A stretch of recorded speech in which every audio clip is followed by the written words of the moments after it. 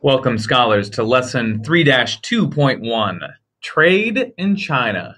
This is going to begin a short series of lessons where we look at the impact of global trade, specifically on China, and how China is able to really benefit from this global trade.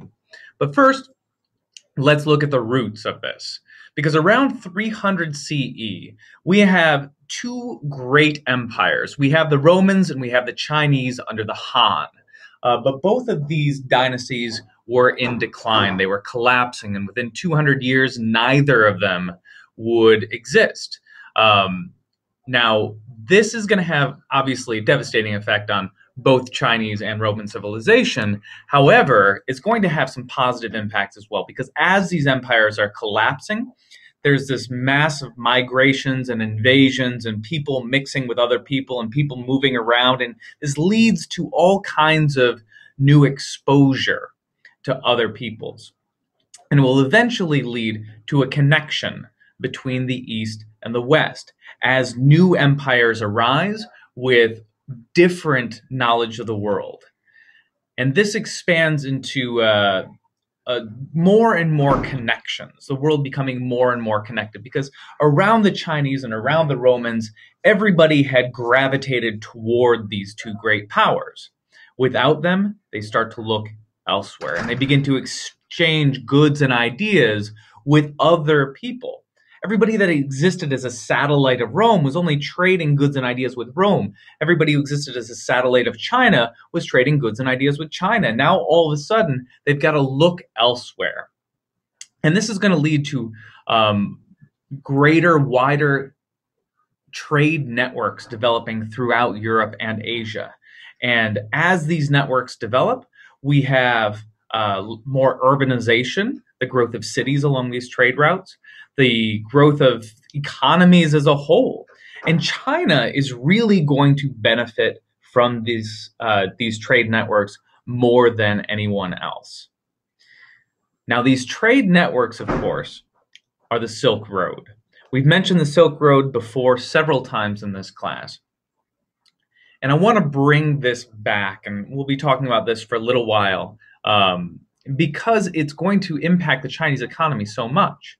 But just remember, it's not just China that is tied into this thing. This is European, Chinese, Indian, Ottoman, Mongol, Islamic history. Many other histories are all tied in to this Silk Road, because the wealth that it brings in has such an impact on societies. It leads to the rise and sometimes the fall of numerous empires and civilizations.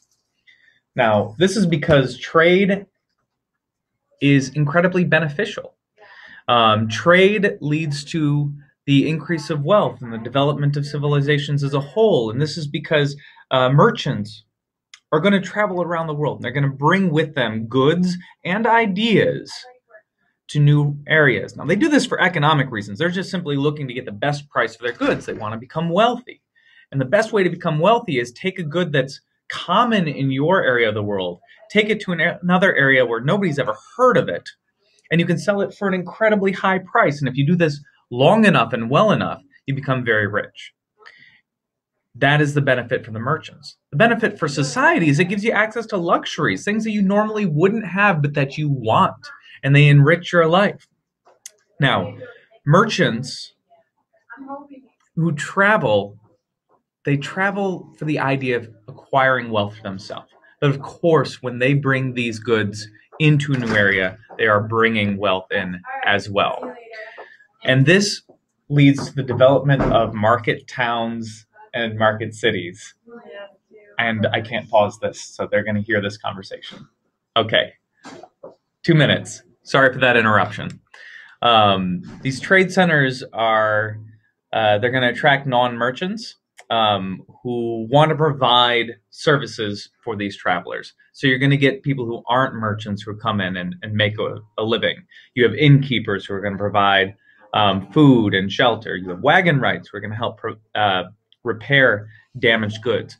Coopers make barrels, tanners make leather, cobblers make shoes. All kinds of things are going to serve the needs of these travelers. Now, eventually, there are enough people in these centers that more and more services are needed to sustain not just the merchants, but those cobblers and tanners and coopers and etc. that have arrived to serve them. And this is where we start to get the development of cities. This is urbanization.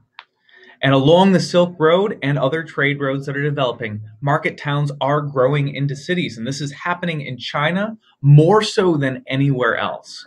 And enough wealth gathers into these cities, and it's going to be able to support this wealthy elite. And the wealthy elite doesn't work the way most people do.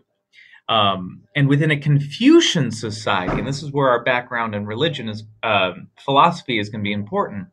And within a Confucian society, it is incredibly important to focus on learning and to acquire knowledge so you can pass those civil service tests and acquire more power within your society, and et cetera, et cetera. Well, these non-working elite who are focused on learning are going to come up with incredible new developments. They're going to help propel China into the future and make them one of the wealthiest nations, not one of, sorry, the wealthiest nation of the Middle Ages. And we'll talk more about their inventions like the compass and gunpowder we've already discussed in future lessons. Thank you very much for your attention. Again, sorry for the interruption in this one, and I will see you next time.